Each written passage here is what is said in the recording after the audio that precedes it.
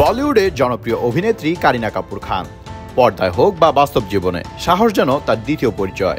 নিঃসন্দেহে বলিউডের অন্যতম নির্ভীক অভিনেত্রী তিনি। চরিত্র যেটাই হোক অভিনয়ে নিজস্ব ছাপ রেখে যান এই সুন্দরী। তবে এবার যেন সমস্ত সীমা ছাড়িয়ে গেলেন। নতুন এক সিনেমায় হাঁটুর বয়সী তরুণ এক অভিনেতার সঙ্গে পর্দায় প্রেমে জড়াতে চলেছেন তিনি। বয়সের ফারাককে বুড়ো আঙ্গুল দেখিয়ে কারিনা এবার ভালোবাসার এমন এক গল্প শোনাবেন যা চমকে দেবে দর্শকদেরও। ভারতীয় গণমাধ্যম সূত্রে জানা যায়, আসন্ন এই সিনেমায় কারিনাকে এক ভূতের চরিত্রে দেখা যাবে। আর এই চলচ্চিত্রে চিত্রনাট্যে রয়েছে নাকি নানা চমক, যা ভৌতিক ছবির ক্ষেত্রে একেবারেই নতুন অধ্যায় শুরু করতে চলেছে। এই সিনেমার গল্প লিখেছেন হুসাইন দালাল। অয়ন মুখোপাধ্যায় পরিচালিত ব্রহ্মাস্ত্র ১ ছবির চিত্রনাট্য লিখেছেন তিনি।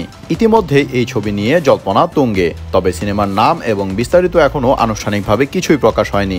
কারিনাকে সর্বশেষ দেখা যায় রোহিত শেট্টি পরিচালিত সিংহাম অ্যাগেইন সিনেমায়।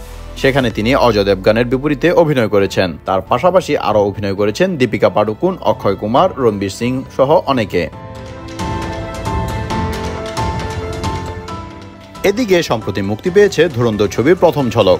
সেই ছবিতে রণবীরের বিপরীতে অভিনয় করেছেন অভিনেত্রী সারা অর্জুন। কিন্তু পর্দায় রণবীর ও তার বয়সের ব্যবধানের কারণে ইতিমধ্যে সৃষ্টি হয়েছে বিতর্ক। এছাড়া সিকান্দার ছবিতেও রাশমিকা মান্দানার সঙ্গে জুটি বাঁধায় কটাক্ষের শিকার হতে হয়েছিল সালমান খানকে। একই বিতর্কে জড়িয়েছেন আমির খানও। সিতারে জামিন পার ছবিতে জেনেলিয়া দেশমুখের সঙ্গে জুটি বেঁধে বিতর্কে জড়িয়েছেন তিনি।